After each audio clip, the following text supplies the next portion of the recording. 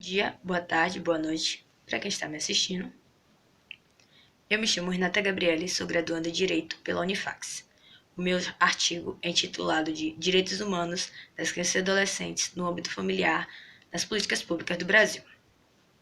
O objetivo desse tema é analisar alguns exemplos de políticas públicas já existentes no Brasil e entender quais os desafios e quais os avanços em relação às crianças e os adolescentes em seu âmbito familiar.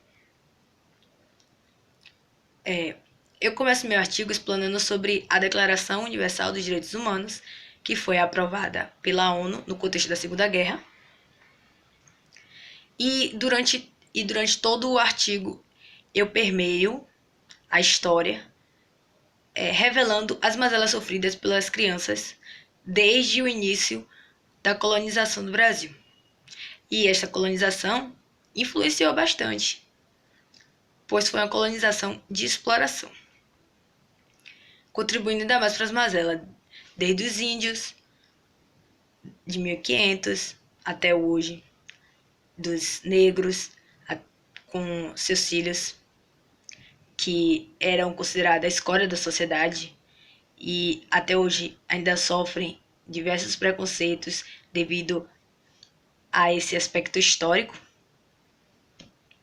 E há também uma das piores das mazelas, que é a do trabalho infantil, que tem sido combatida, mas não tão efetivamente assim, pois no PNAD de 2018 é dito que 2,7 milhões de crianças ainda se encontram em trabalho precoce, sendo que o Estatuto da Criança e do Adolescente, também conhecido como ECA, ele proíbe isto.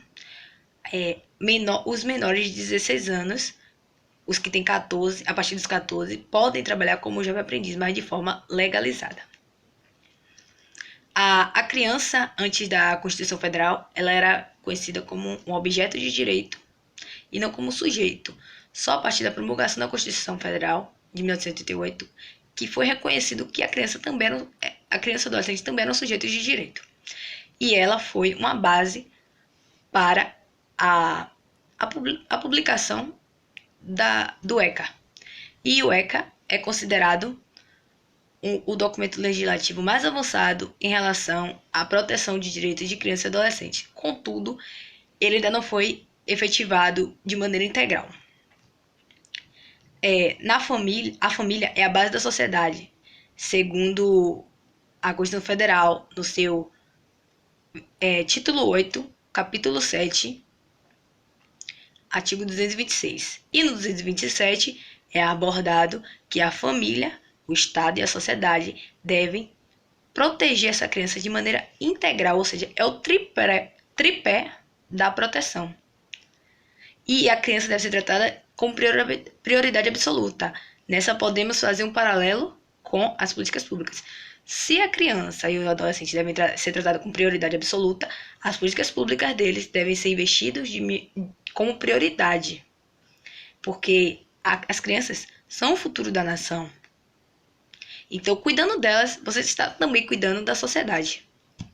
Eu trago alguns exemplos de políticas públicas em meu artigo, já efetivas no Brasil, mas que precisa ser melhorado e ampliado para todo o Brasil. São eles PETI, Programa de Erradicação do Trabalho Infantil, e Criança Feliz.